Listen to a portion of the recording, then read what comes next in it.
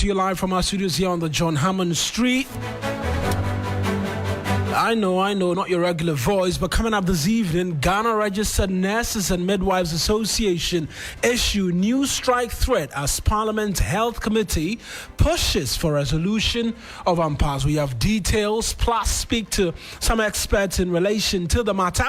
Also this evening, over 300 NPP Grassroots Executives in the Volta Region endorse flagbearer hopeful Dr. Bryan Acheampong, who doubles as a member of parliament for the Abetifi constituency in defiance of the party's directive. We asked the big question, what are the implications of a move like this? A lot later, the court or high court remands 2 suspects into police custody for the alleged involvement in the physical abuse of a 12-year-old boy in the Western region.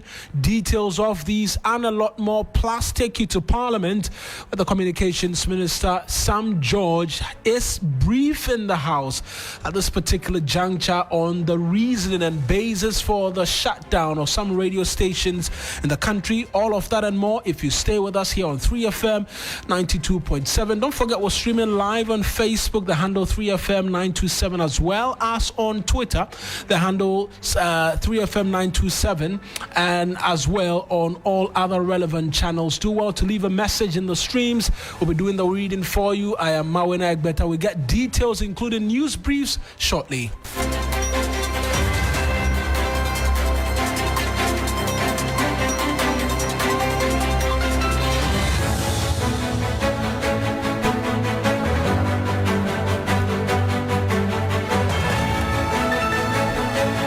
Again, a pleasure that you could join us this evening here on Hot Edition.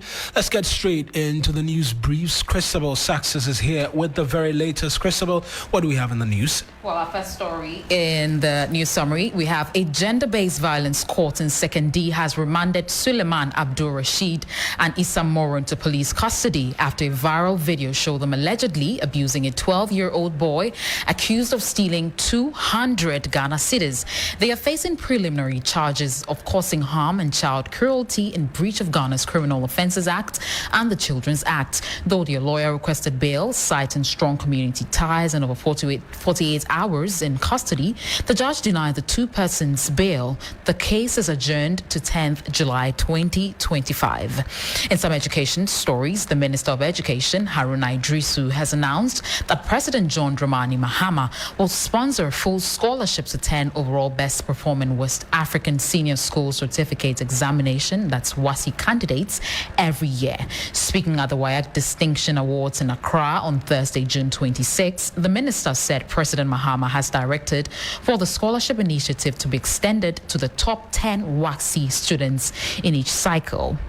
Now, the Ghana Health Service has responded to the recent outbreak of COVID-19 cases recorded at the University of Ghana. In a public health advisory statement issued following the recent COVID-19 cases, the Ghana Health Service confirmed the outbreak and said all reported cases are mild, with no hospital admissions to date. The service said health authorities are working closely with university officials to contain the outbreak, which is currently confined to the University of Ghana campus, and review the measures in response to the situation. The Accra Metropolitan Assembly has started clamping down on vehicles that violate the new rule, limiting street loading and offloading to between 6 p.m. and 7 a.m., aimed at easing congestion in the city. Offenders would have their vehicles towed at their own cost and face prosecution. So far, vehicles caught in areas like the Central Business District and Makola have been fined, and the operation will continue across other busy areas, with drivers urged to use approved loading zones and terminals. And finally, before I take my leave, Vice President of Ghana, Professor Nana Jane Opoku-Agyeman, has reaffirmed the government's commitment to ensuring the passage of the long-awaited civil society non-profits bill. This is to regulate and strengthen the operations of civil society organizations across the country. Speaking at the Ghana Civil Society Forum held in Accra, the Vice President stressed that for civil society to thrive and play its crucial role in national development, there must be a strong legal framework framework to guide and protect its work. Over to you, Mawuena. Thank you very much, Christabel, with the updates from the world of news. We'll continue in this evening. I mentioned the Communications Minister and Minister for Digitalization as well, Samuel Nate George, is in Parliament at this particular point in time. Remember the story of some media houses shut down. It became a center of controversy, particularly in Parliament, when that announcement came through. The minority leader, Alexander Penyumarkin, had cause to question the basis for the shutdown of these radio stations, but the president, John Dramani Mahama, extended or tasked the minister and the National Communications Authority to extend clemency to these listed radio stations. Well, it didn't prevent the House from asking the minister to make himself available to provide answers as to the basis for the shutdown of these stations. Let's take you there. That's Parliament right now, where the minister is answering these questions, and take a listen in. We're having a conversation Very with well. our boss. We have the floor. Mr. Speaker, I want to find out from the minister the reasons attributed to why those 4 radio stations were closed on national security grounds or briefings. Have you gone beyond the security briefings to engage the owners, and if that is done, what measures are you putting in place so that sooner or later you can reopen those radio stations? Yes, Honorable Minister. Mr. Speaker, as Minister, I haven't authorized the shutdown of 4 radio stations. I've authorized the shutdown of 1. In 2023, I wasn't Minister, but that was when there was the decision to shut down the 4 radio stations. I'm not privy to the reasons that were given to the then minister to warrant the shutdown in 2023 of the 4. However, what I am privy to is the fact that the 4 radio stations signed a bond of good behavior, which I have records of at the NCA. I cannot speak to what the national security considerations were then, but since I became minister, we've had to shut down just 1, giving the national security implications of the commentary on that radio station. I thank you.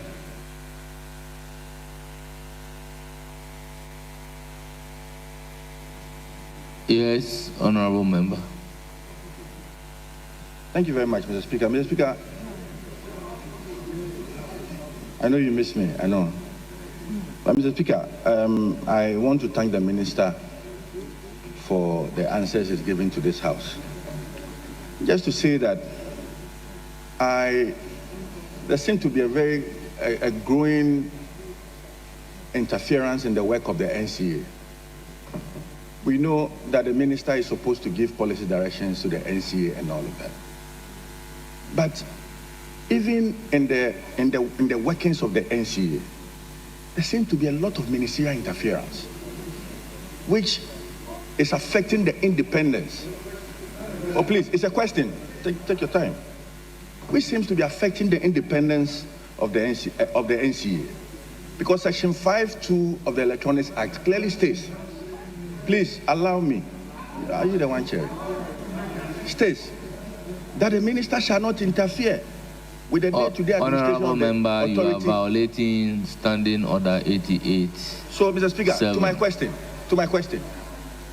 I want to find out from the minister why the excessive interference from his office to the NCA, and if it does not appreciate the fact that it's affecting the independence of the regulatory body. Thank you very much.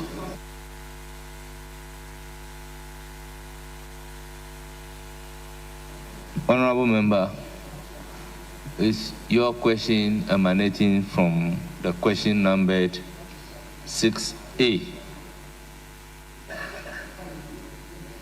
Yes, Mr. Speaker, it has to do with the issuance of letters from the minister's office, even revoking licenses. Honorable Member, let's look at the question together to ask the Minister for Communication, Digital Technology and Innovations the circumstances that necessitated the closure of the following radio stations.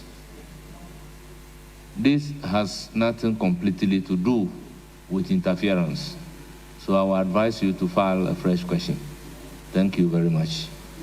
Yes, honorable member, you have the floor. Thank you, Mr. Speaker. Honorable Minister, recognizing the role played by the community radio stations, don't you think that the decision to shut these radio stations down was a bit far-fetched? Yes, honorable minister. Right, Honorable Speaker, in fact, given the critical nature of community radio stations, they have a higher duty of responsibility to obey the law and respect the law. The same way members of parliament are expected to be of good behavior because we are called honorable. We are expected to do better than the regular citizen. It's the same way when you have a frequency to broadcast information and shape the minds and inform the people. You must abide by the law. Nobody is above the law. The law is the law. Thank you.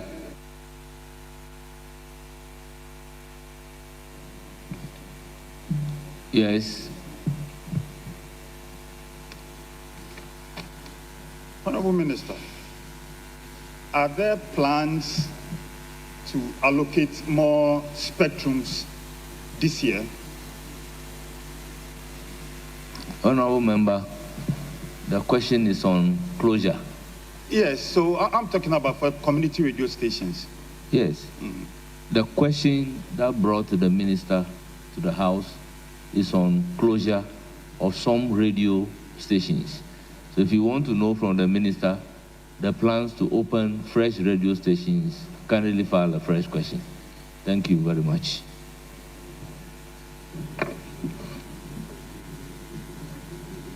Yes.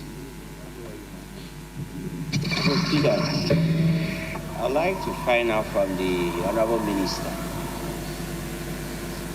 Clearly from his answers, he has demonstrated that he is expecting strict adherence from these community radio stations when it comes to renewal of licensing. He has also indicated that notice is given 6 months prior to, notice is first given 6 months prior to renewal. And then you are actually supposed to renew it or submit your applications for renewal 3 months before the expiration. Is it a position that once you submit your application, then you are excluded from the possibility of your radio station being closed down, so that it will be clearer that these community radio stations will actually know that once they submit their applications, then they are free, and that will take away the potentials or possibility of being closed down. And I want to find out from the minister if there is some sort of assurance in there. Thank you, Mr. Speaker. Yes, Honorable Minister. Mr. Speaker, applications can either be accepted or declined. And so the fact that you apply for a renewal does not mean automatic renewal. Because when you are applying, you apply with a certain number of documents. For example, you apply with your tax clearance certificate. You apply to show that you've been paying your taxes. You apply with an audited financial statement.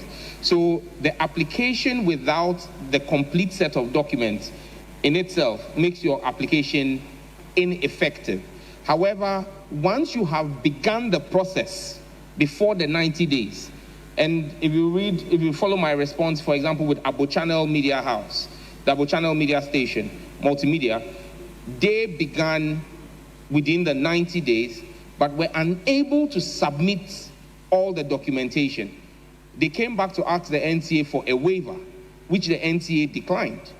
If they had met all the documentation within the period, we would not have shut them down, because even when the waiver was requested and it was declined by the NTA gave them a time frame to submit the required documents. So when you submit before the 90 days, It gives you the opportunity to start the process, but you must make sure you submit completed documentation. Because what I must be clear about is the regulator will not allow you to abuse the system of the system of renewal, such that you just put in an incomplete application to hold the hand of the regulator and continue broadcasting when your documentation is not complete. If you apply for renewal, we will check the documents. If they are up to date, we will renew it. If they are not complete, you'll be given a timeline to submit your completed documents. I thank you. Right Honorable Speaker, just a follow-up question. So by your answer, is there a specified period,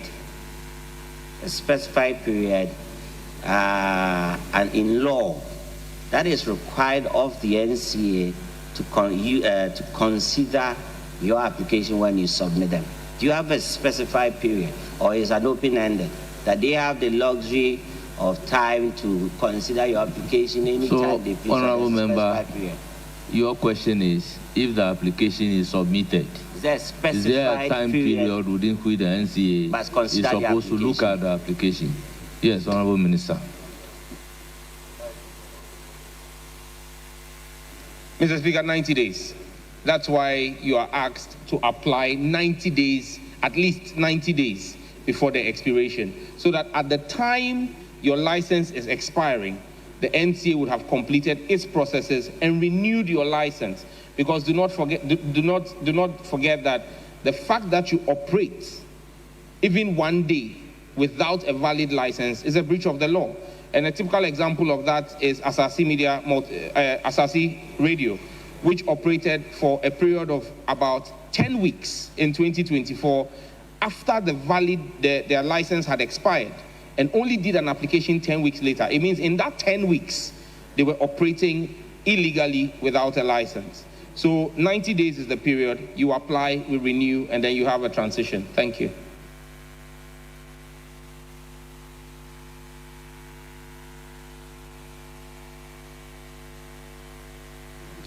Honourable members, may we move to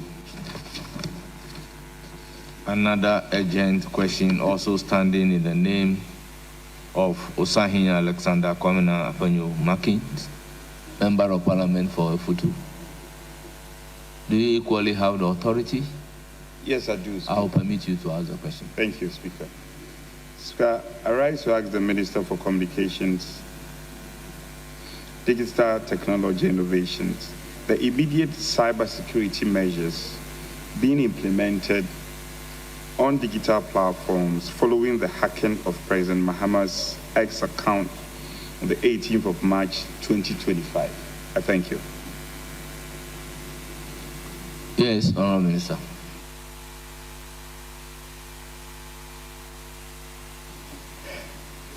On 16th March 2025, the Twitter or X account of President John Dramani Mahama was used to publish promotional content for a fraudulent Solana-based cryptocurrency, Solana Africa. The published tweets falsely implied the president's endorsement of a meme token investment opportunity. Our investigations at the Cybersecurity Authority strongly indicate that the breach resulted from a social engineering attack targeting a public relations handler responsible for managing the president's account. Rather than direct account compromise, attackers exploited human vulnerabilities, tricking the handler into revealing access credentials or authorizing malicious access through a phishing link. This incident illustrates how human vulnerabilities, not just technical gaps, can expose high-value digital assets. The attackers behind this event leveraged social engineering and not brute force tactics to weaponize the president's brand and influence. The Cybersecurity Authority, as part of the National Set Enhancement Project and financed through the World Bank's Ghana Digital Acceleration Project, has acquired a threat intelligence and digital risk management tool. This tool, when loaded with the profiles of approved government officials, will automate the current manual process of trying to detect and respond to malicious activities involving the accounts of these officials. And Mr. Speaker, at this point, let me segue and repeat that I have made an application to both sides of the House since I became minister. It's been 5 months. requesting that leadership of both sides of the House furnish the ministry with the official social media handles of members of parliament so that the Cybersecurity Authority could work with platform operators to protect their accounts and take out fraudulent accounts. I'm yet to receive one response from both sides of the House. The CSA has also engaged Meta, owners of Facebook, Instagram, and WhatsApp, to organize virtual sessions for account managers, for MMDAs, and VIPs like MPs on how to properly set up and manage their social media accounts. Mr. Speaker, the CSA has also planned to organize a cyber hygiene training for government officials to sensitize appointees on the threats, risk, and measures to mitigate these threats to safeguard sensitive personal and government data, as well as other digital assets. The ministry, through the Cybersecurity Authority, is committed to ensuring a secured, robust, and reliable network connectivity to all citizens, and we will work closely with both local and international partners to achieve this. And Mr. Speaker, if I may, there is another question on the order paper today that asks the same thing. I do not know if this answer, given your discretion, it stands in the name of the Honourable Member of Parliament for Efia Constituency, Mr. Isaac Boama Nyako, if this would also apply to that question. If your answer will take care of that particular question, when we get there, then you say that your previous answer has taken care of this thing. Yes, a supplementary question.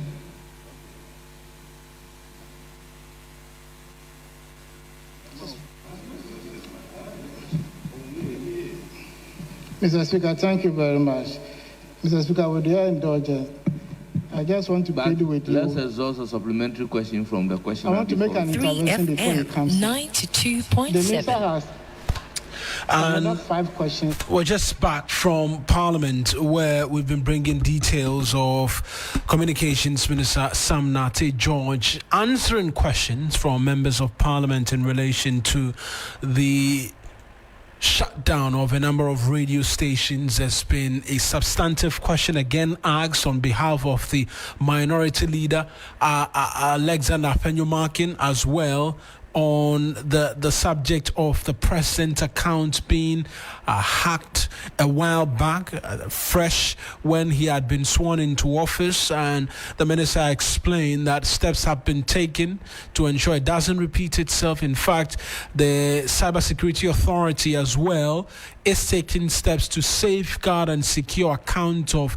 members of parliament, amongst others, including district, metropolitan and district assemblies, amongst many others. Let's return to our top liners for you this afternoon, because we know, amongst many other things, that the Health Committee of Parliament has reaffirmed its commitment to resolving the ongoing dispute between the government and the Ghana Registered Nurses and Midwives Association, the GRNMA, following the postponement of a critical meeting initially scheduled for today. The meeting, which was to involve the Ministers for Health and Finance, was deferred, or has been deferred, to July 10 due to the absence of both ministers from the country. We know that the part of them, one of them, is in China. This delay has further strained tensions, with the nurses warning of a possible resumption of industrial action if their demands remain unmet. The nurses and midwives had earlier begun a strike on June 2, escalating to a full withdrawal of service on June 9, before suspending it on June 13 after mediation by the Parliamentary Select Committee. Let's hear from the president of the Nurses and Midwives Association, who spoke to the media today, expressing to a great extent their displeasure over the postponement of the meeting. The decision to suspend the strike was based on the intervention of the Parliamentary Select Committee on Health and the pleas of the good people of Ghana, especially our patients.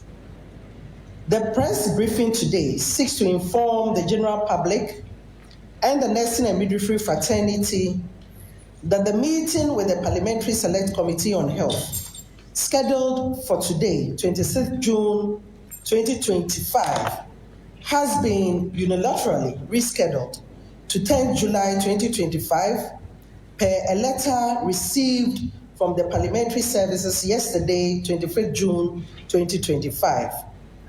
The reason given was that this decision, and I quote, this decision follows the unavailability of some key stakeholders who are currently unavoidably outside the jurisdiction.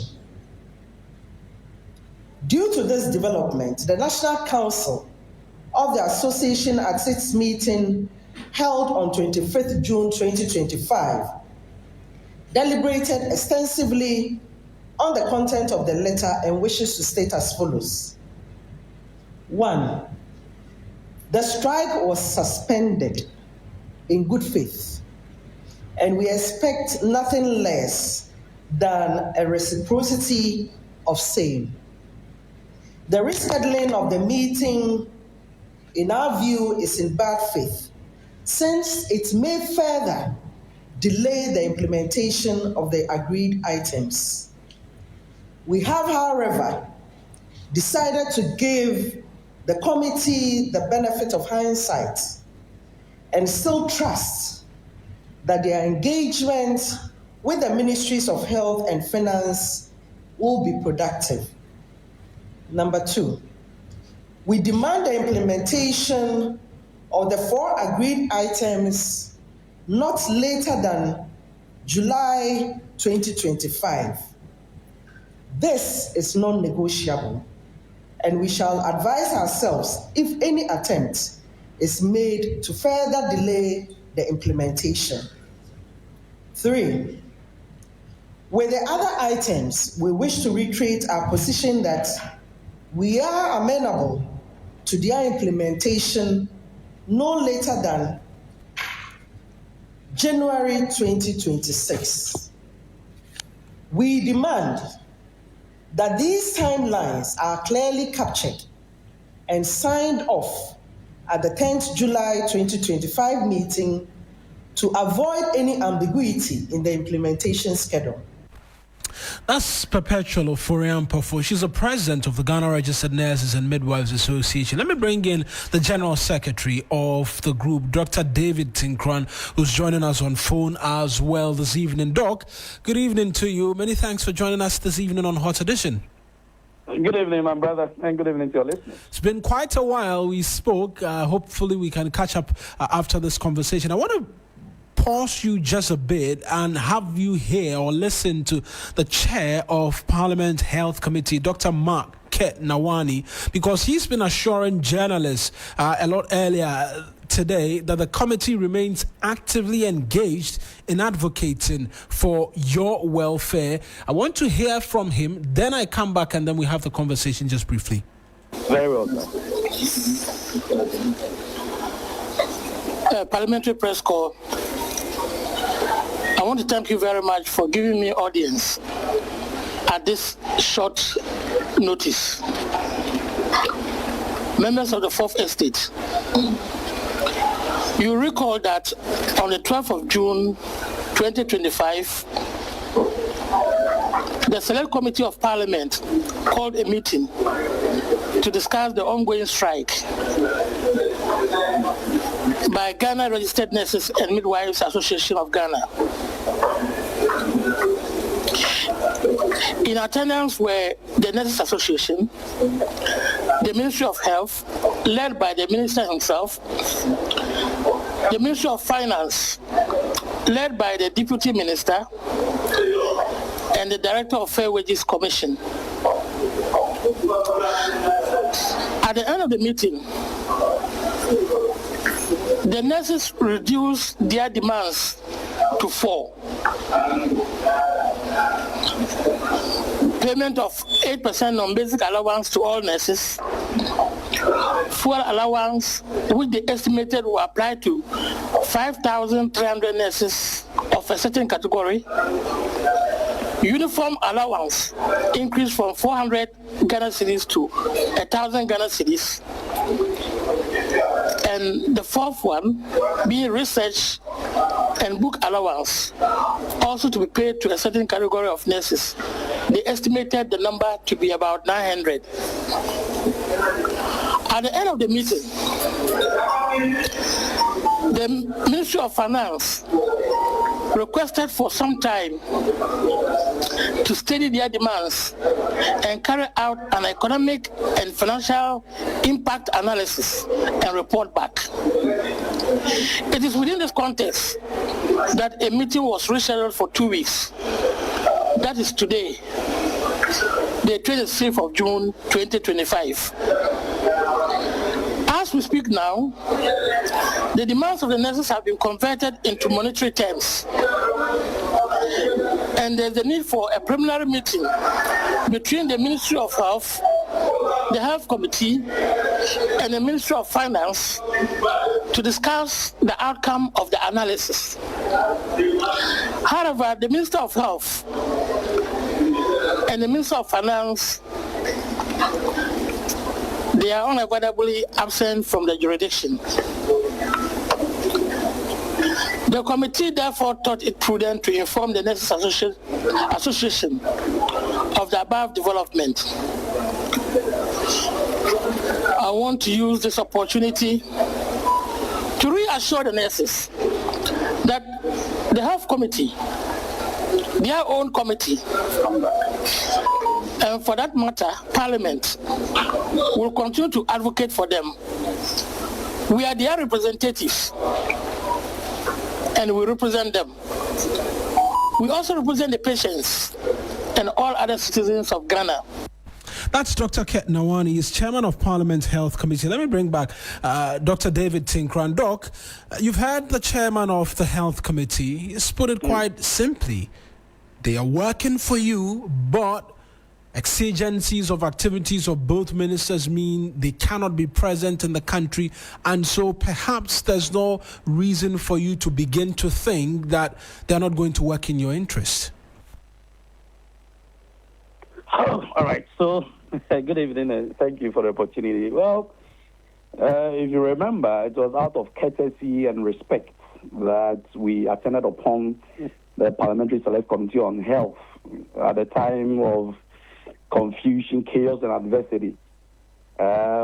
We had high hopes that they will be able to intervene to address the impasse, but as things stand now, we are optimistically pessimistic because even the rescheduling of this meeting was done without recourse to the association. I mean, we only received a letter yesterday, as though these people traveled a day or two ago. I mean, we think that if they want to really help to resolve the matter as they promised, then we need to do things differently. I mean, I was even of the view, I was of the express opinion, right, that even before today, they could have informally had a certain conversation on the sidelines. You see, when people are very committed to something, you can see from afar. All right, why do you sit down till the day of the meeting? Then the evening to the day of the meeting, you send a letter and tell us that this person has traveled, this person has traveled. I mean, we think that the reasons to us is not tenable, but we can't do much about it. But press conference is very clear. We've stated our next course of action if things stands the way it is. So that's what I can say for now. I take it you find it a bit disrespectful that you paid some courtesy upon this health committee, and yet when the ministers were not present, they didn't return that courtesy to you to have you informed that even days before that this meeting possibly could not come off. That's the sense I get from what you're telling us. Well, disrespectful may be too harsh a word, but I think it's unfortunate. I mean, to use a little milder word. But I think that would have been appropriate, right, okay, for them to have reached out to us even ahead of time, that, or maybe for one reason or the other, the meeting that was supposedly supposed to happen today was not going to happen, so that we know how to, talk to our people. Don't forget that we have a large constituency. 120,000 plus individuals under your grouping. But on the subject matter of your concerns, that has not changed. He's assured you that he's working for you and making sure that your grievances are met. I'm sure that's a point where you can begin to agree with him and have some high hopes, be more optimistic of the fact that come the 10th of July, when you meet the health committee along with both ministers, there will be a date to which your conditions of service will be penned down and you begin to enjoy them.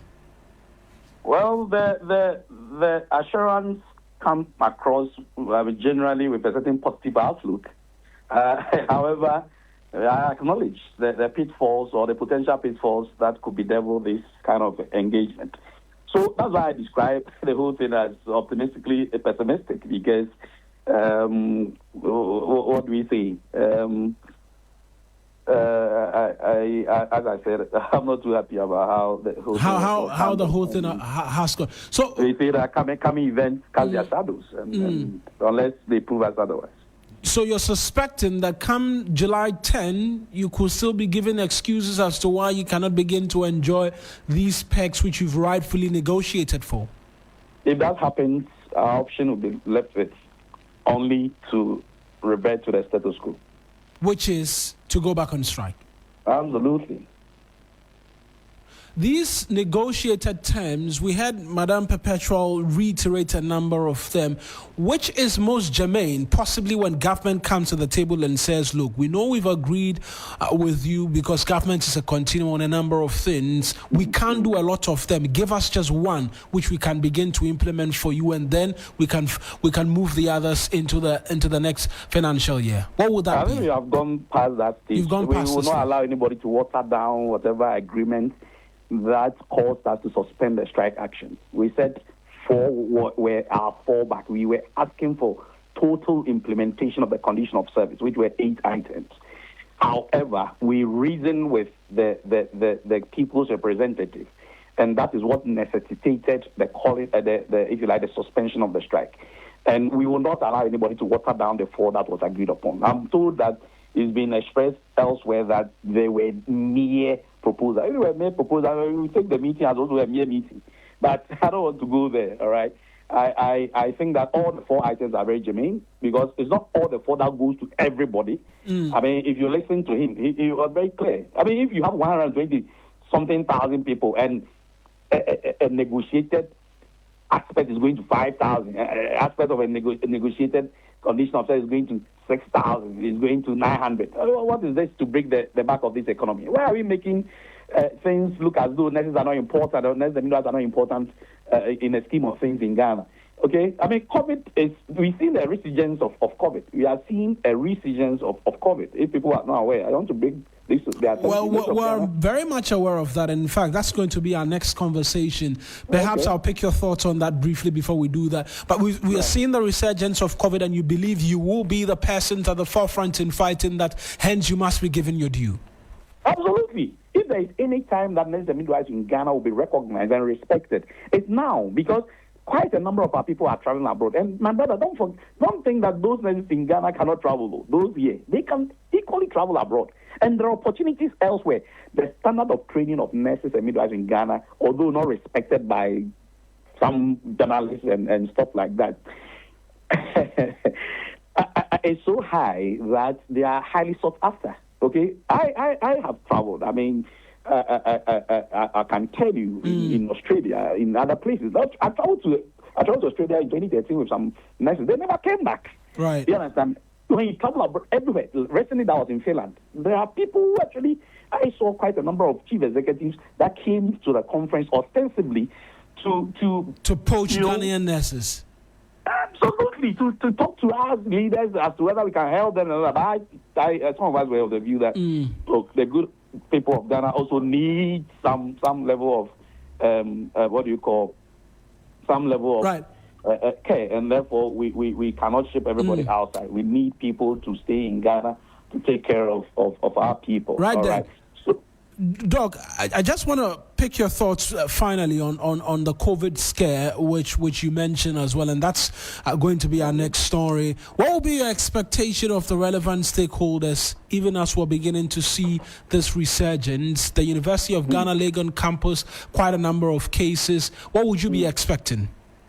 Well, I think that we don't have to be scared. We've gone through this storm before, and I mean the way it was handled by the previous administration was fantastic. I believe that we have gained tremendous experience as to how to handle such pandemics. You remember, even when Ebola reared its ugly head, in 2016, 2015, thereabouts, we had to even send Ghanaians to go and take care of our people in Sierra and stuff like that. So I think that the country is well positioned to be able to deal with any resurgence. And what I want to admonish Ghanaians is that we don't have to be troubled, okay? Just that we have to observe the COVID protocols that we put in place previously. I think that it is containable. More so when we have even had immunization and therefore certain level of immunity has been built. But obviously, when you are having any feverishness or any kind of malaria symptoms, you get to get yourself checked as quickly as possible, taking a lot of water, rehydrate yourself, exercise yourself, try to expand your chest, and I believe that we'll be able to contain this disease. I mean, I don't think we need to be fearful. I believe that the experience that we have gathered so far should be able to see us through any kind of COVID-related ailments that will rear its ugly head. Thank you very much, Doc. I appreciate you speaking. Like I mentioned, we'll talk a bit more after the bulletin. That's Dr. David Tinkran. He is the General Secretary of the Ghana Registered Nurses and Midwives Association, speaking to us this evening on the conditions of service, a postponed meeting with the Health Committee now to July 10. Let's bring you a bit more stories, this time on COVID, Christabel. Yes, because health officials have called for calm after dozens of COVID-19 cases were detected at the University of Ghana this week. The Ghana Health Service confirmed an uptick in infections nationwide and is working closely with university authorities to contain the outbreak and review safety measures. In a reassuring statement, the Ghana Health Service noted that all current cases are mild with no hospitalizations reported. However, as a precaution, the university has suspended all social events on campus to limit further spread. The COVID-19 pandemic in Ghana, which began on March 12, 2020, with 2 imported cases, ultimately recorded 171,889 infections, 1,462 deaths, and 170,425 recoveries. While the country has moved past the emergency phase, this cluster serves as a reminder that vigilance remains critical. Well, we have Ifewa Asabia, who is the head of public units at the University of Ghana, speaking here. How we got to know is that there is a surveillance program being run by the country that is looking at influenza-like illnesses in the country. And the University of Ghana is a hospital, is a site where samples are routinely taken and sent to the lab for analysis. So when we do this weekly, but from the 12th of this month, we started having a lot of our clients going into the clinic spaces with influenza-like illnesses. So we took a bit more samples than we usually do. And then we saw that we were having quite a number of cases testing positive for COVID-19. So for the past 2 weeks, that has been the trend.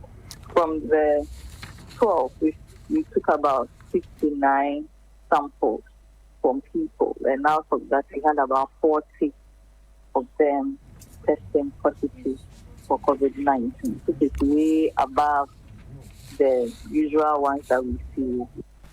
That's Ifewa Asabia. She's head of the public unit at the University of Ghana. Let's try and expand this conversation, understand the implications of this latest, I don't want to call it an outbreak, but a little scare. Professor Fred Binka is a clinical epidemiologist.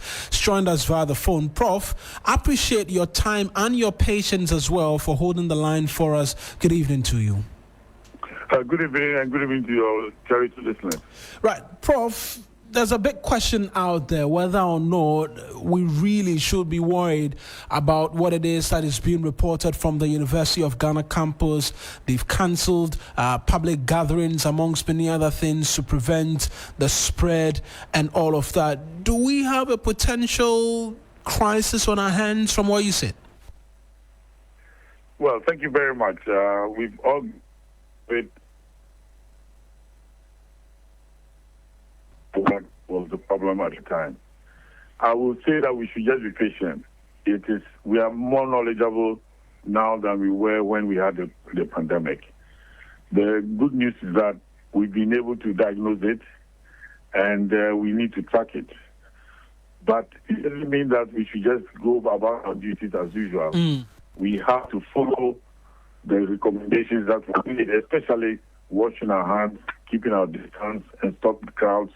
And using very especially when you're in the trotro or you go to work, make sure that you protect yourself and you protect your neighbor.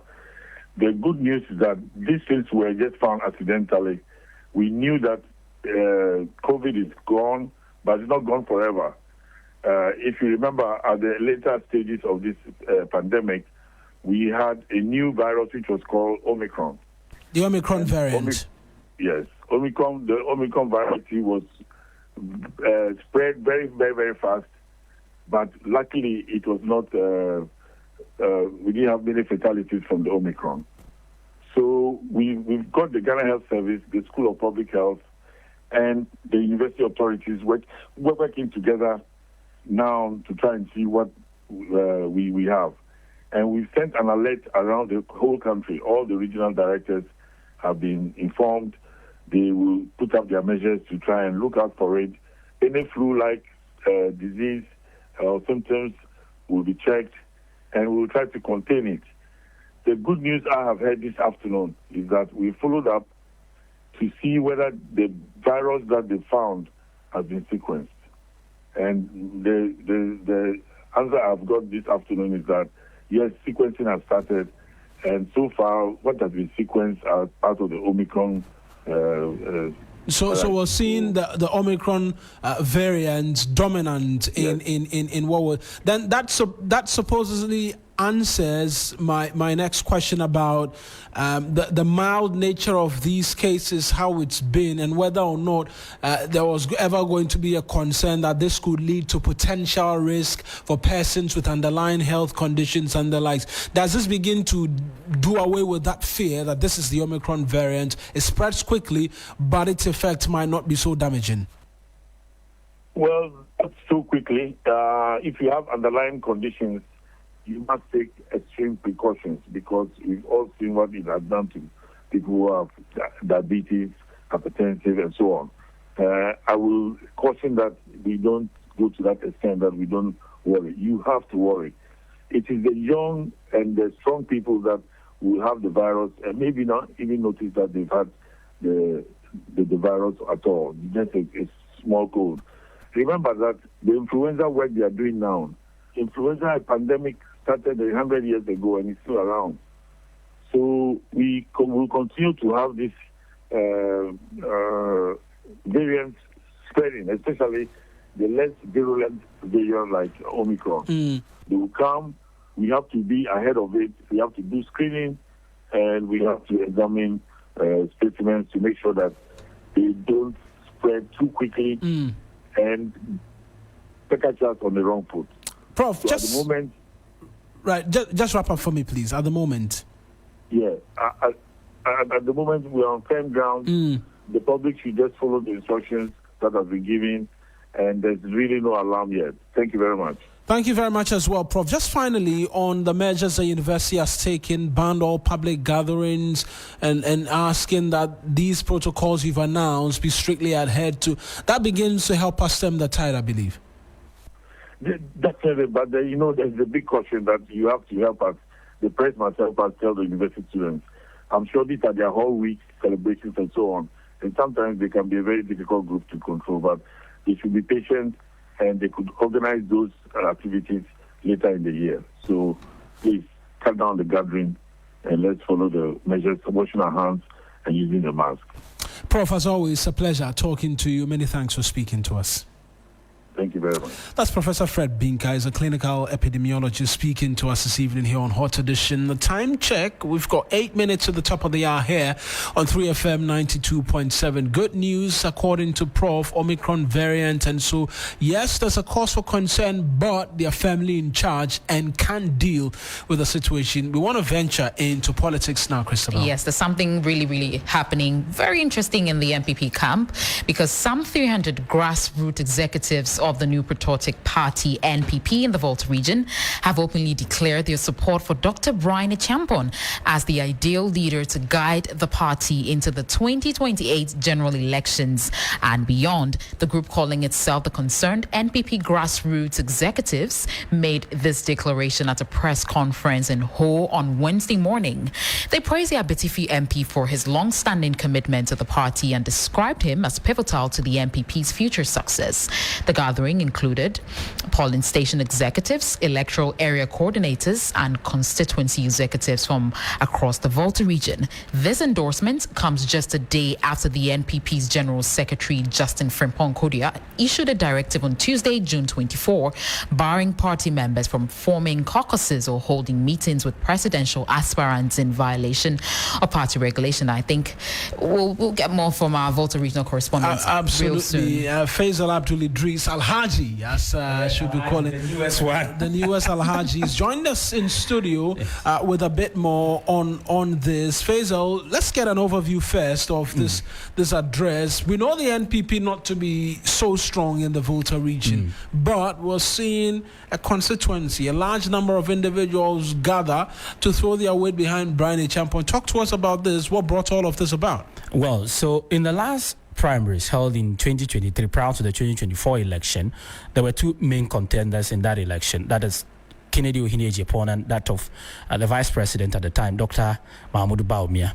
In the Volta region, after that election, the results indicated that there was more of some sort of alignment towards Ken than the vice president. In that election, Kennedy Acheampong polled some 5,850 votes as against Dr. Mahmoud Bawumia's 4,000 plus votes. And so Ken actually won the Volta region.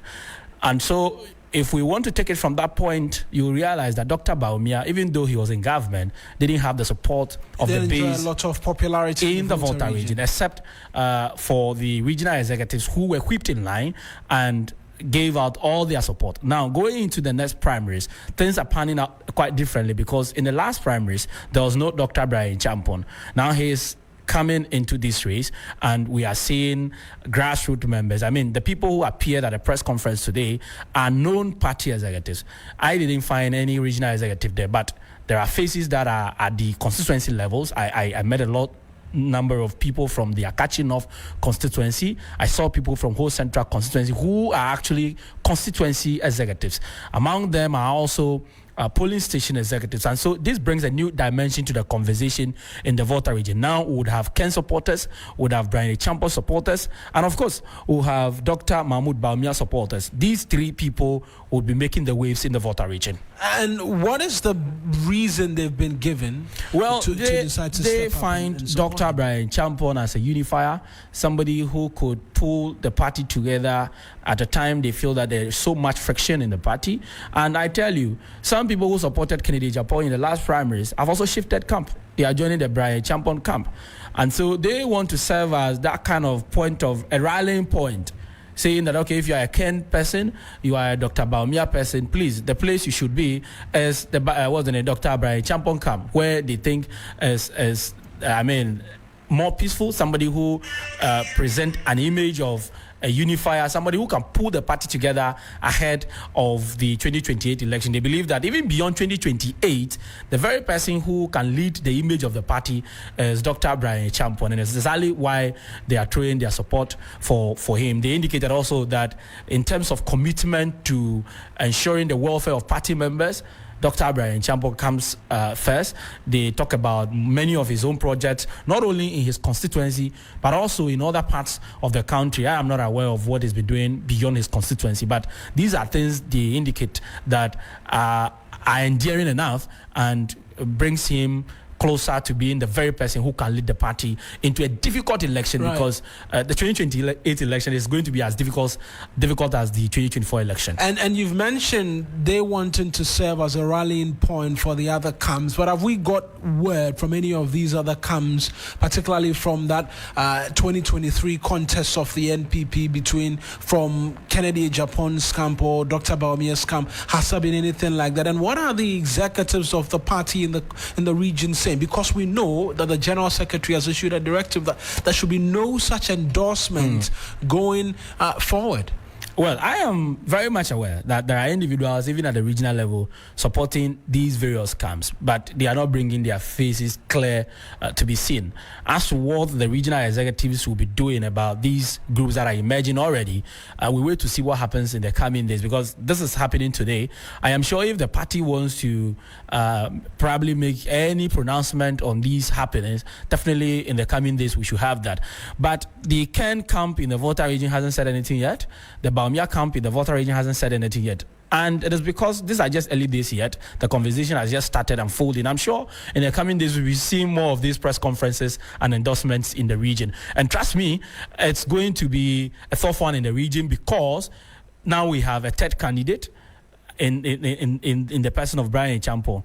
If we want to talk about the Volta region that had just two candidates in the last election, now there is a third candidate, and that's definitely going to be a tough contest in the Volta region. Faisal, thank you very much. That's our Volta regional correspondent, my colleague who works for us in the Volta region, Faisal Abdul Idris, providing details there for us. Obviously, one that we should continue to keep our eyes on, that contest already, talks of politics simmering in the air in the camp of the opposition New Patriotic Party, and what it is that they are expecting. We're going to be making way for business as well as sports and entertainment, but there are a bit more stories. Christabel, you want to bring us before we do that? Well, can we take a listen first of all to the NPP's women's organizer for Ho Central? She's Thelma Christabel Ejima. Volta Region Grassroots declare unflinching support for Honorable Dr. Bryan Acheampong, the right hand.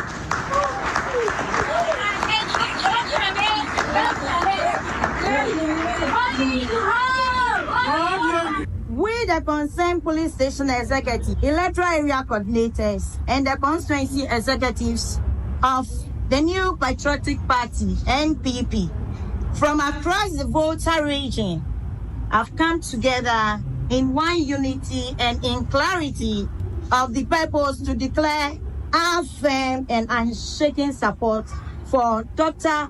Honorable Bryan Acheampong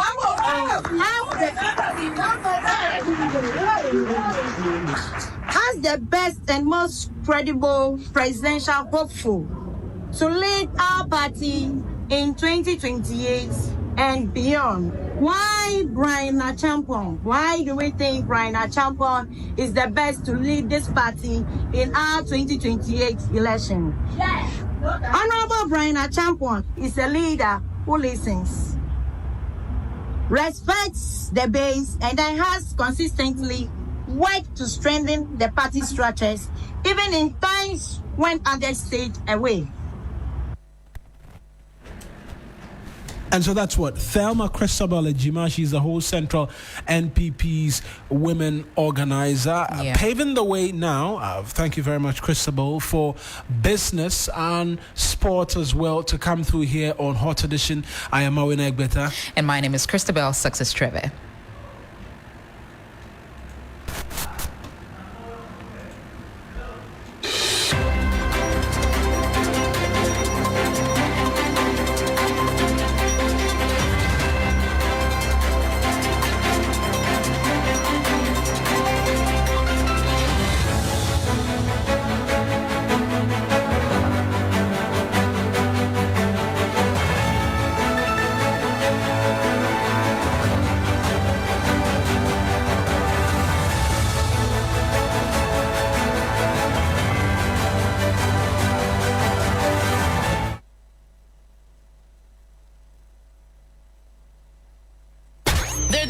Turn it up. 92.7.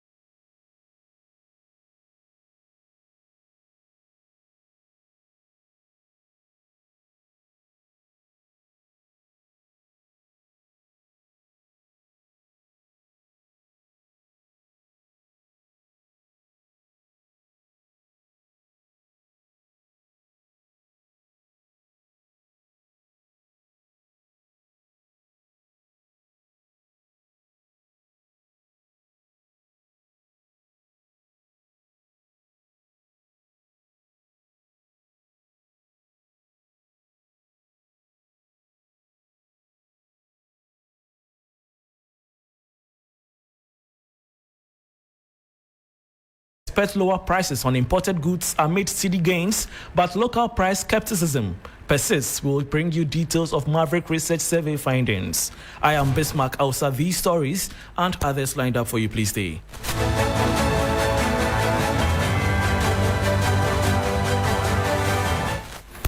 Thanks for your company. Let's settle now for the detail. A new consumer survey by Maverick Research has revealed that nearly 3/4 of Ghanaians expect significant price drops on imported goods like electronics and fuel following the appreciation of the cedi, but trust in local pricing behavior remains low. The following 3 Business News Desk report has the details. Consumers surveyed by Maverick Research say the recent appreciation of the Ghana cedi should lead to lower prices, particularly for imported goods like electronics, auto parts, fuel, and building materials. The survey, conducted between June 1 and 20 across Accra, Kumasi, and Tamale, shows growing consumer optimism about the economic outlook. But despite the stronger currency, over 1 in 5 respondents still expect prices of locally made products to either stay the same or rise. Managing Principal of Maverick Research, Atumaika, says many Ghanaians believe local pricing remains sticky and that even if import costs drop, those savings may not reach the final consumer. The survey also found that 73% of consumers have already switched to cheaper brands due to inflation, but many say they are ready to return to preferred brands if prices are adjusted downward. While the cedi's gains offer hope, the report says many shoppers are cautiously optimistic, waiting to see if price cuts will actually materialize on the shelves. And that was a 3 Business News Desk report on Maverick Research Survey revealing 73% of Ghanaian consumers expecting lower prices on imported goods amid cedi gains, but local price skepticism persists. Moving on, the Food and Beverages Association of Ghana, FABAG, has expressed concerns that the recent electricity tariff hike could undermine its ongoing efforts to reduce prices for consumers. According to Executive Chairman of FABAG, Reverend John Ewuni, the price cuts initiative launched in response to cedi's appreciation against major trading currencies may be truncated due to the tariff increase. You look at since the cedi started performing very well against the dollar, I have been at the forefront advocating and then also encouraging the business community to reduce their prices. And indeed, for members of food and beverages, we have records of prices of goods going down. Water, rice, sugar, and most of our general commodities have seen a downward trend. But with this thing that is coming up, I wonder how many people will have the courage to generally increase. The tariff, the percentage may look very small, 2 point something, but when you look at it in terms of numbers, that is going to translate into huge bills, and that's going to increase the cost of production. And so I don't think that the trend of price reductions will continue if the government doesn't really suspend this particular tariff adjustment. Reverend John Awuni is Executive Chairman of Food and Beverages Association of Ghana, FABAG. Now, the Institute of Economic Affairs, IEA, is demanding parliamentary scrutiny over government's decision to extend tallow oil's petroleum licenses beyond their current expiry date of 2036, arguing the move requires legislative ratification. According to the IEA, the extension of licenses covering the West Africa Cape 3 Points and Deepwater Tunnel blocks until 2040 under a memorandum of understanding signed between the government and Tallow could constitute a material change to the original agreement ratified by Parliament and therefore cannot proceed without legislative approval. The IEA's call follows reports of a proposed memorandum of understanding between the government and the UK-listed oil company aimed at extending the firm's operating period. One of the most high-profile cases involved a $330 million tax assessment issued by the Ghana Revenue Authority for the period 2012 to 2016. Tallow contested the claim, and the International Chamber of Commerce ruled in its favor, compelling Ghana to pay legal and tribunal costs exceeding $2.8 million, alongside interest accruing at 5% annually. The IEA says the decision to extend Tallow's license is unjustified in light of these losses and is urging government to reassess its position. We need to know why an agreement which still has 11 years to run should be extended for any other period of time. And it's also not as though your business partner has been an exemplary business partner. For the past couple of years, we've been caught up in lengthy arbitration with them, which concerning payment of taxes. A fellow of the Institute and former Chief Justice, Sophia Kufu, urged Parliament to scrutinize the agreement to ensure the country's interest is safeguarded. There's no need in any case to rush to bind the nation on any form of extension. So I would like Parliament to take that matter. And that was a report on the IEA demanding parliamentary scrutiny over government's decision to extend Tallow Oil's petroleum licenses beyond their current expiry date of 2036. And that brings us to the end of the business news on Hot Edition on 3FM 92.7 with me, Bismarck Ausa. For more business stories, please check out our website, s3news.com. Thanks for your company. Sports is next with Eric Mawuena. Please stay.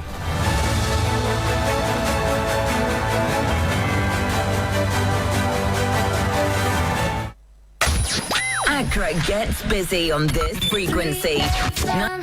Baby fair,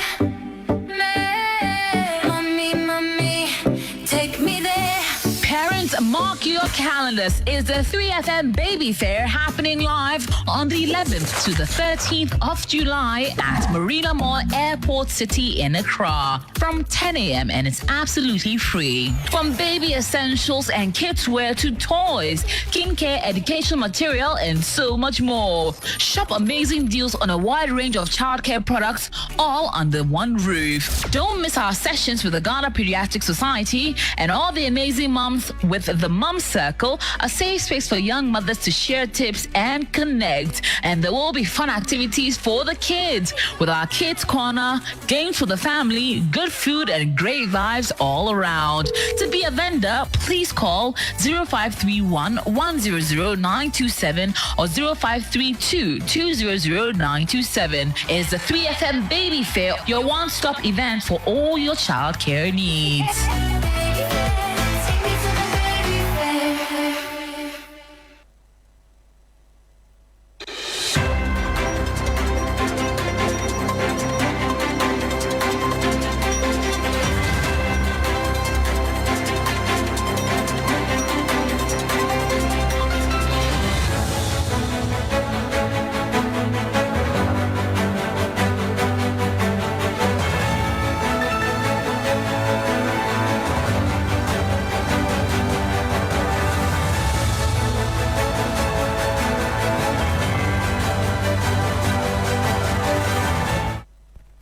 Hello, good evening, and welcome to the sports segment here on Hot Edition on 3FM 92.7. We start off from some local stories where the National Sports Authority is pushing ahead with refurbishing the Accra Sports Stadium pitch ahead of the Black Stars' crucial World Cup qualifier against Mali in September. The Director General of the authority, Acheampong, updates on the progress and challenges facing the project so far, including funding delays and ongoing safety assessments.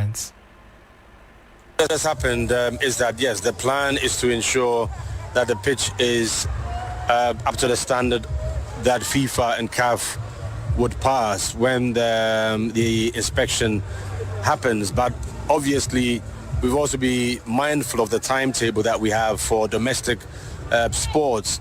So the National Sports Authority is closely engaged with the units that is in charge of the pitch maintenance, and that is Green Grass Technology. They've made several recommendations, and core at the top of that list is that the pitch must be given enough time to resuscitate, to allow them to do the necessary work. So the update is that the Green Grass Technology have given us an updated request that the pitch be allowed to breathe between now and after the President's Cup. So that is where we are at the moment, and we will strictly adhere to that because they are the ones who are maintaining the pitch, and they are the experts that we brought in to give us those, guidelines.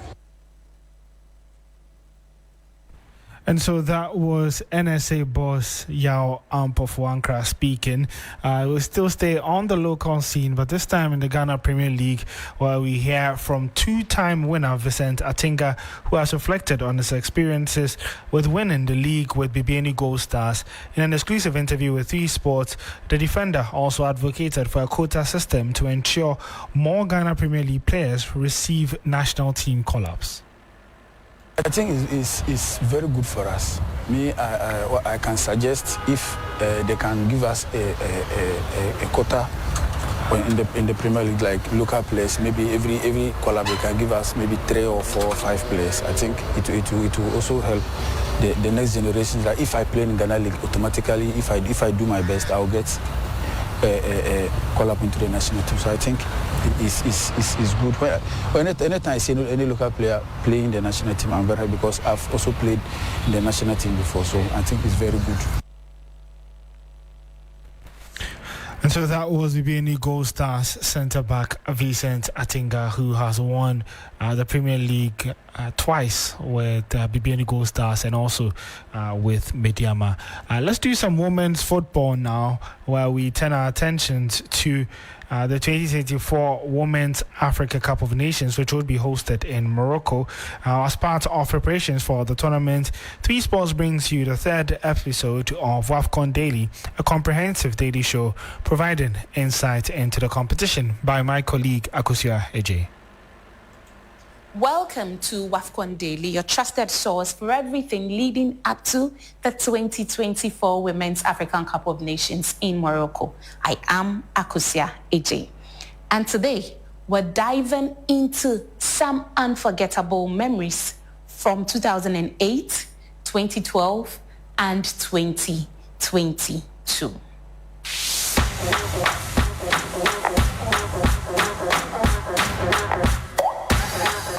Back in 2008, WAFCON broke new grounds by being held outside of Nigeria and South Africa for the very first time.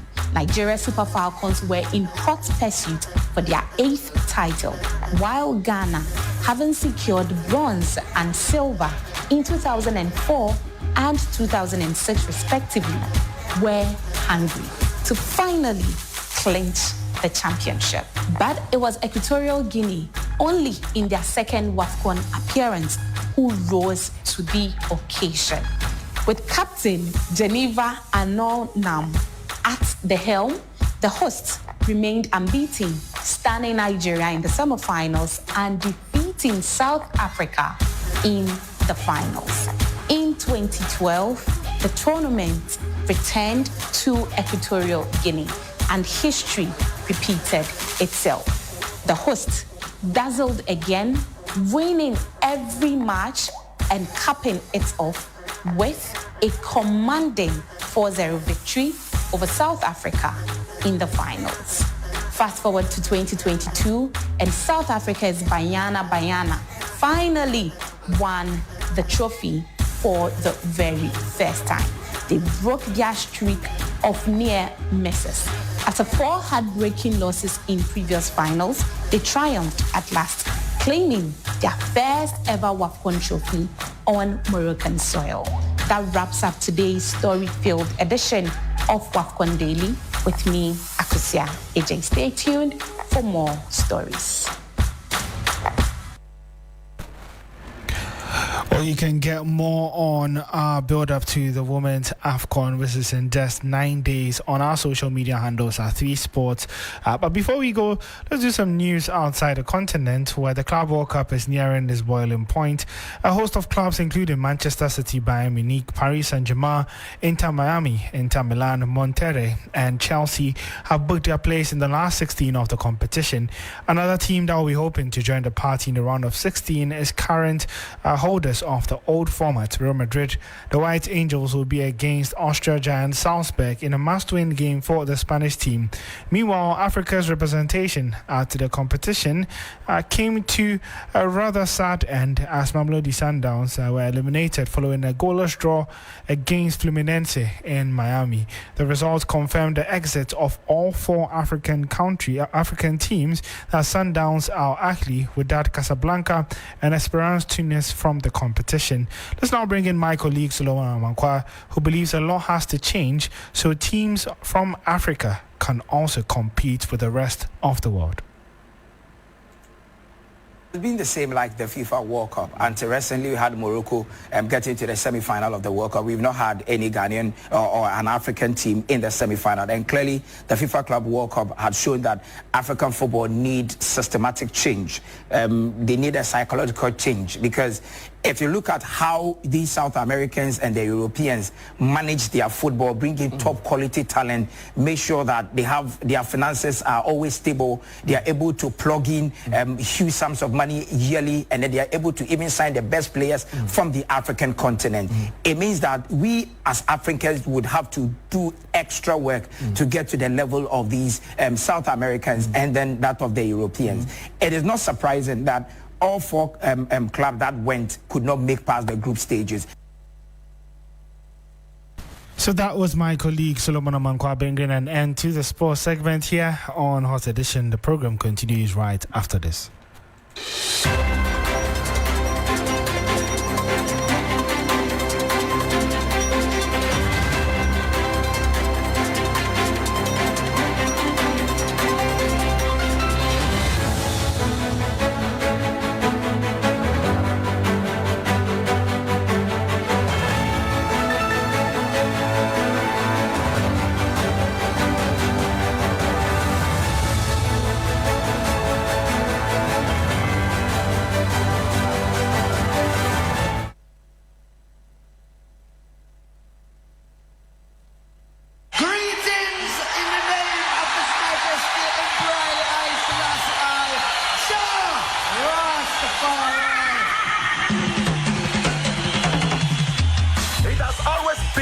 Journey of Pan-Africanism and consciousness. It is your regular taxi driver with the urban blend on 3FM 92.7 in living stereo every day, Monday to Friday from 12:30 p.m. till 3 p.m.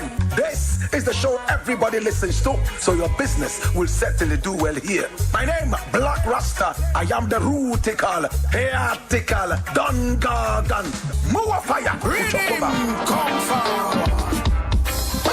Atinga ya chika fankare, Azure ya chika fankare, Abama ta chika fankare.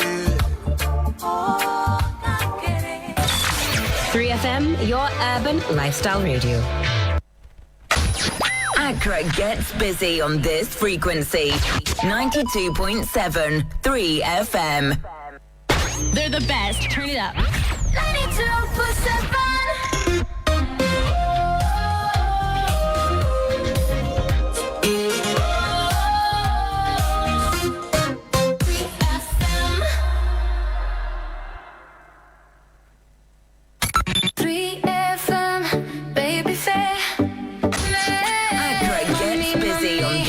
frequency. Parents, mark your calendar. Accra gets busy on this frequency. 92.7 3 FM.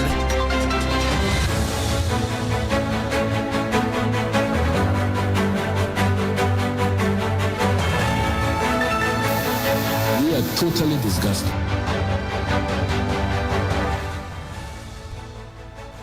Well, you're still live here on Hot Edition on 3FM 92.7.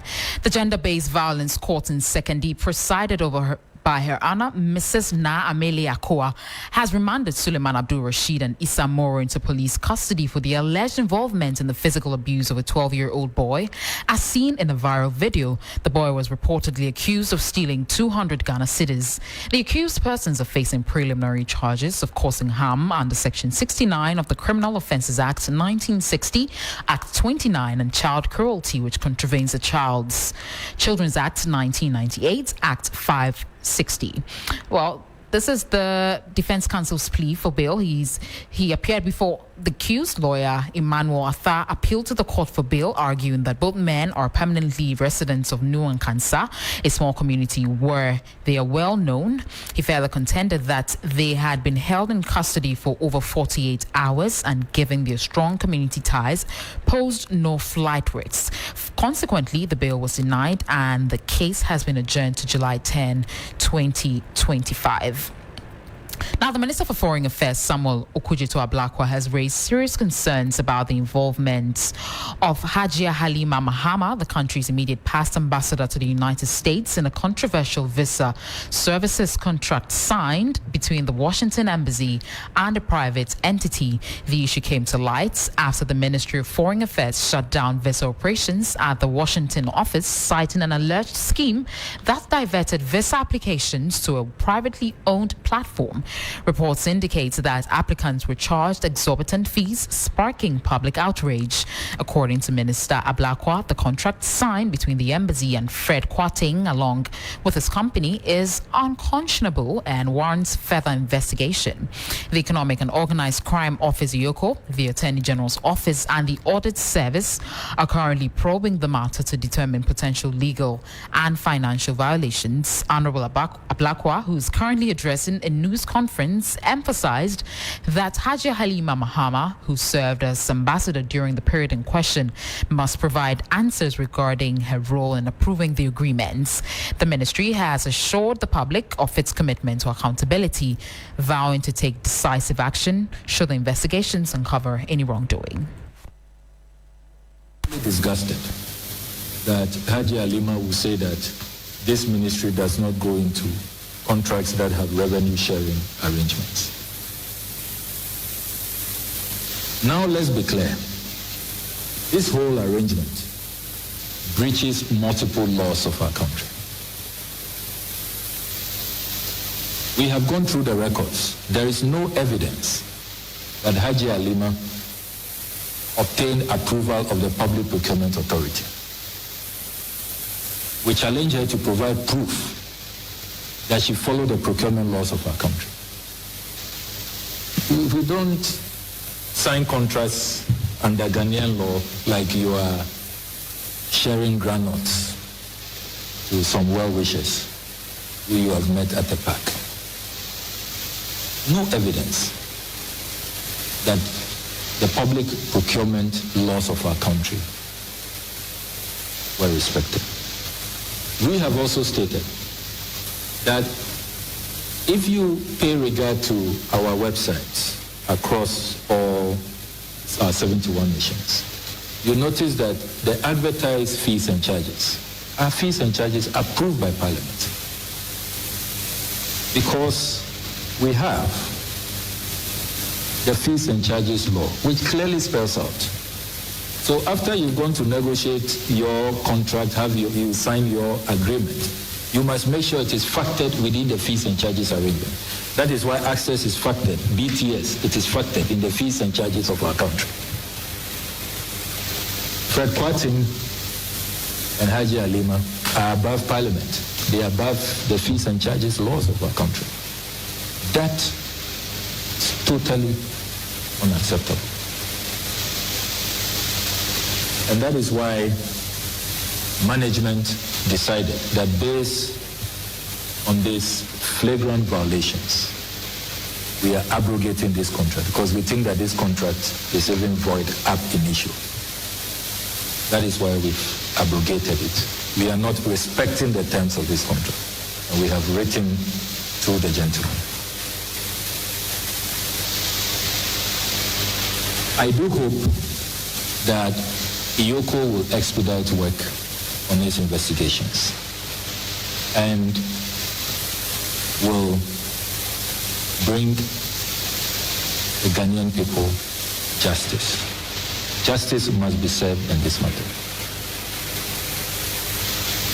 I must also add that the ministry is investigating the terms under which Mr. Fred Kwarteng was engaged as a locally recruited staff. We have discovered very strangely that whereas his application letter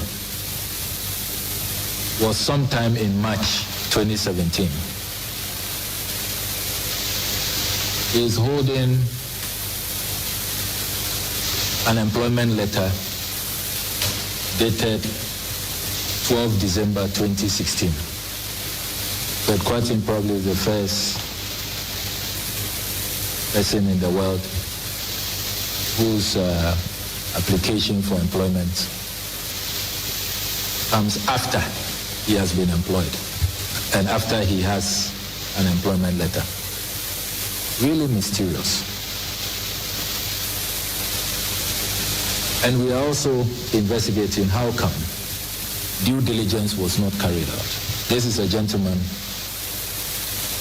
who had no business being engaged because did not have the relevant legal status to even be recruited. And so if Haji Alima Muhammad is inviting us to reveal more about this and to put out more damning findings, we are left with no choice but to do that. Well, Foreign Affairs Minister Samuel Okudzeto Ablakwa there, ending the bulletin. Thank you for staying with us here on Hot Edition on 3FM 92.7. My name is Christabel Success Trev, and I've been doing this with Mawuena Egbeta. Join us same time tomorrow at 5 p.m. Enjoy the rest of the day.